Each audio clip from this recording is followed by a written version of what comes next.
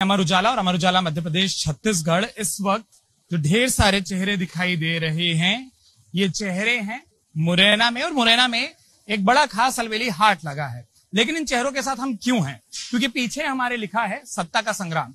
ये मध्य प्रदेश में हो रहा है, लेकिन इस सत्ता के संग्राम में इन चेहरों की, इस आधी आबादी की कितनी भागीदारी है, कितनी सुनी जाती है, कौन से ऐसे मुद्दे हैं जो ये सोचती हैं कि उन राजनेताओं को भी सोचना चाहिए, और क्या वो जमीन पर सच में सोचे भी जाते हैं या नहीं सोचे जाते हैं। बात किसी एक दल की नहीं है, बात उस राजनीति की है जहां इनकी इच्छाओं को, इनकी आवाज को कितनी वजन मिलता है, कितना मान मिलता है, सम्मान मिलता है, वो देखने वाली बात है। और खास तौर पर मुरैना वो इलाका, वो ग्वालियर चंबल बेल्ट जिसने मध्य प्रदेश की सियासत को पिछले 5 साल में 2 बार बदला था। तो इसीलिए बहुत जरूरी था कि इस इलाके में आकर हम बात करें, और खास तौर पर उस आधी आबादी से जो पिछले कुछ सालों में अपने वोट से तय करती है कि मध्य प्रदेश में सरकार किसकी होगी। एक एक करके आप लोगों से बात शुरू करूंगा, और सबसे पहले मैम अपना नाम बताइएगा, और मेरा जो पहला एक सवाल होगा वो आपसे वो यही होगा कि बतौर महिला आपको क्या लगता है कि कोई भी जब चुनाव होते हैं 5 साल में, जिससे राज्य की, किसी इलाके की पूरी पॉलिसी बनती है, उसमें महिलाओं से जुड़े कौन से मुद्दे जिनको सच में जगह मिलनी चाहिए और कई बार नहीं मिल पाती है? मैं भारती मोदी, और मुरैना में महिलाओं का काफी मतलब सॉरी कोई बात नहीं, आप अगर बोले। किस महिला?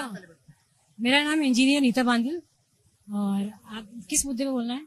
मैं यही पूछ रहा था कि आपको क्या लगता है कौन सा ऐसा मुद्दा है जो कि आपको लगता है कि राजनेता ध्यान नहीं रखते, लेकिन महिलाओं से जुड़ा है, बहुत जरूरी होता है, लेकिन लोग नहीं देख पाते।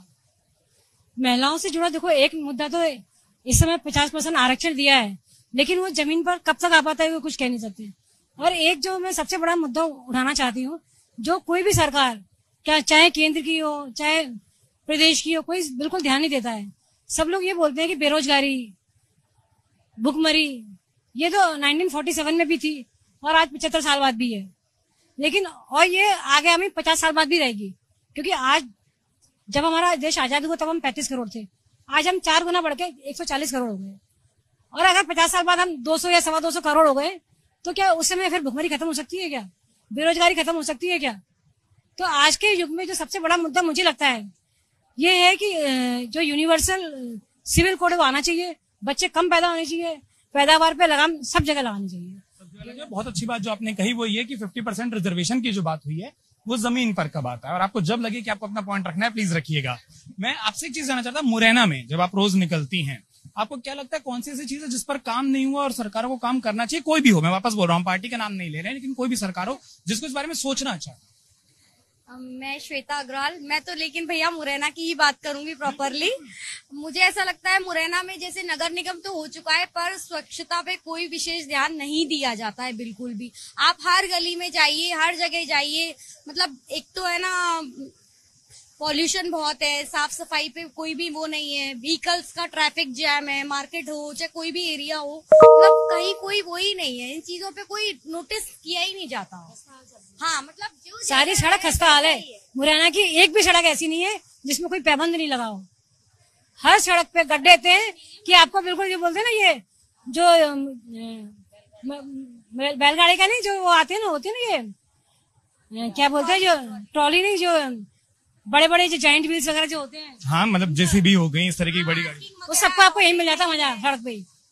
अच्छा, मतलब आप कह रहे हैं कि वो जो एडवेंचर पार्क में जाकर झूले झूलने चाहिए वो मजा आपको सड़क के रास्ते पर आता है। आप कुछ जोड़ रही थी कि सड़कें हैं ही नहीं, ऐसा कुछ आपने कहा था। अपना नाम बताइए और फिर ये बात पूरी करिए। जी, सपना बंसल है मेरा नाम, एडवोकेट सपना बंसल।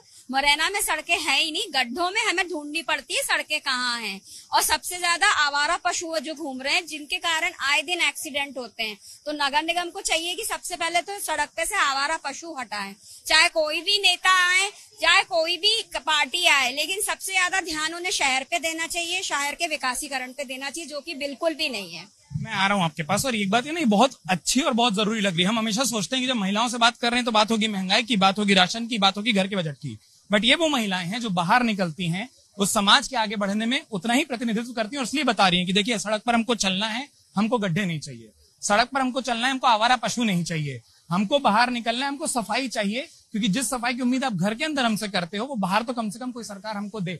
आप एडवोकेट हैं, उसमें मेरे मन में एक सवाल आया खासतौर पर वुमेन सेफ्टी को लेकर, सिक्योरिटी को लेकर, क्योंकि इस चर्चा को करने से पहले मेरी जो मैम से बात हो रही थी वो बता रही थी कि कई ऐसे केसेस हैं जो आए दिन हमको स्थानीय स्तर पर, हाँ बिल्कुल बोलिए, जो आप मुझे बता रही थी, आप अगर आपको अपना पॉइंट ध्यान है। मुरैना में एजुकेशन इस लेवल का है कि हमारे बच्चे वो बाहर जा रहे हैं पढ़ने के लिए, और मुरैना के आसपास का जो रूरल एरिया है वो बच्चे मुरैना आ रहे हैं, और हमारा जो रेजिडेंशियल एरिया है उसमें कोचिंग सेंटर्स का हब बन गया है।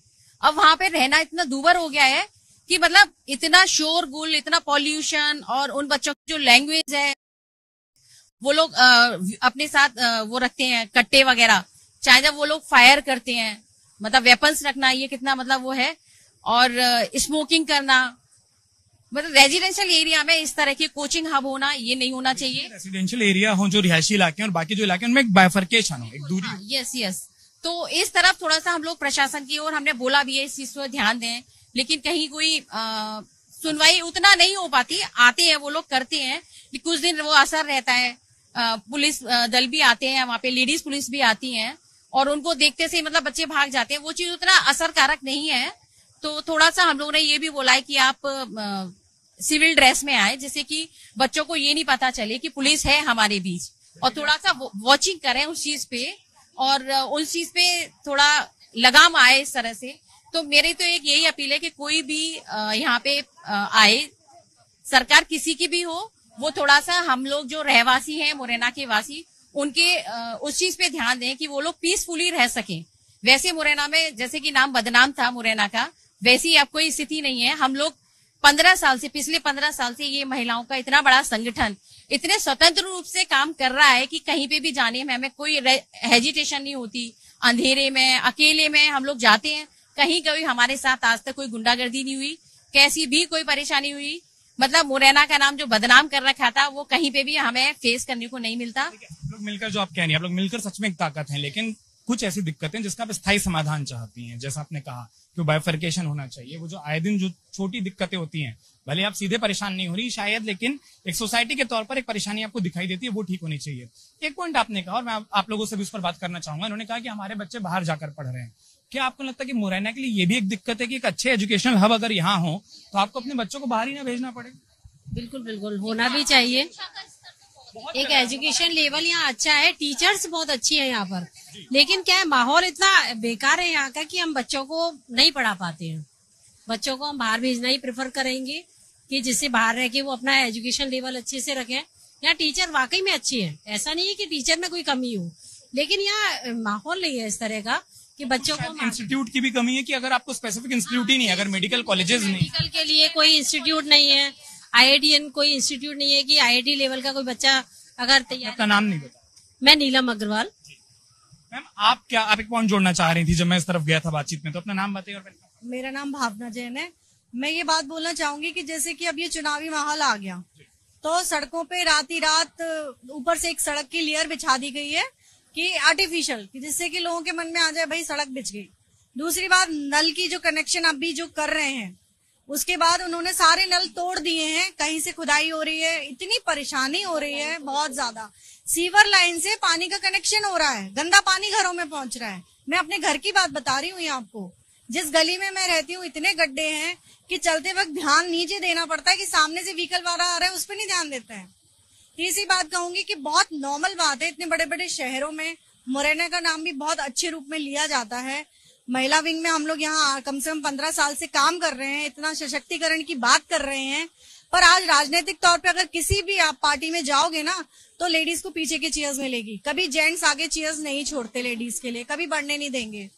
दूसरी बात बताऊं आपको कि लेडीज अगर मार्केट में है, मैं कहती हूँ कि मुरैना के लोग बाहर जाते हैं, लेकिन अगर जौरा अंबा से भी जो लेडीज आती हैं उनके लिए टॉयलेट नहीं है, वो कहाँ जाएंगी। मैंने नगर निगम से यहाँ तक कहा कि आप लोग जितने बड़े बड़े शोरूम बनाने की परमिशन दे रहे हो, उनको ये बोलो कि टॉयलेट बनवाएं अपने उसमें। आप परमिशन लेडी को तो दे सकते हो ना जाने की, जेंट्स नहीं जाए। ये वो कारण जिसका जिक्र आपने किया था कि वो 50% रिजर्वेशन क्यों होना चाहिए। जब तक उन दिक्कतों को समझने वाला कोई नहीं बैठेगा, वो कैसे जानेगा कि बहुत बड़ी नेसेसिटी। एक्चुअली होता क्या है, मुरैना शहर में सत्ता का गवर्नमेंट कोई भी काम नहीं कर रही है, कोई भी गवर्नमेंट हो। मुझे नहीं लगता कि देखिए ये वाली समस्या जो आज आपने बोली कि मार्केट में वॉशरूम हो, ये एक सामान्य सी बात है, लेकिन कोई नहीं सोच बाद भी इसको नरक निगम कहा जा रहा है। क्यों? क्योंकि अगर महापौर कांग्रेस की है तो सत्ता बीजेपी की है तो काम नहीं होगा, अगर काम बीजेपी का महापौर है कांग्रेस की सत्ता है तो काम नहीं होगा। मतलब कुल मिला के यह भुगतना देशवासियों को है, नगरवासियों को। ये बहाने हैं, ये बहाने होते हैं। जिसको काम करना होता है तो वो हर लेवल पे काम हो सकता है, लेकिन उनका यही रहता है कि गवर्नमेंट उनकी नहीं है, हम लोग महापौर बन साल से तो आप ही लोग काम करके दिखा रहे हैं। साल से तो हम लोग काम करके दिखा रहे हैं। तो जब अगर जज्बा हो काम करने का तो वो कोई भी काम कर सकता है, और ये सब बहानेबाजी होती है। अगर आप ये वीडियो YouTube पर देख रहे हैं तो हमारे चैनल को सब्सक्राइब करें और बेल आइकन को दबाना ना भूलें। अगर आप Facebook पर ये वीडियो देख रहे हैं तो हमारे पेज को लाइक करें।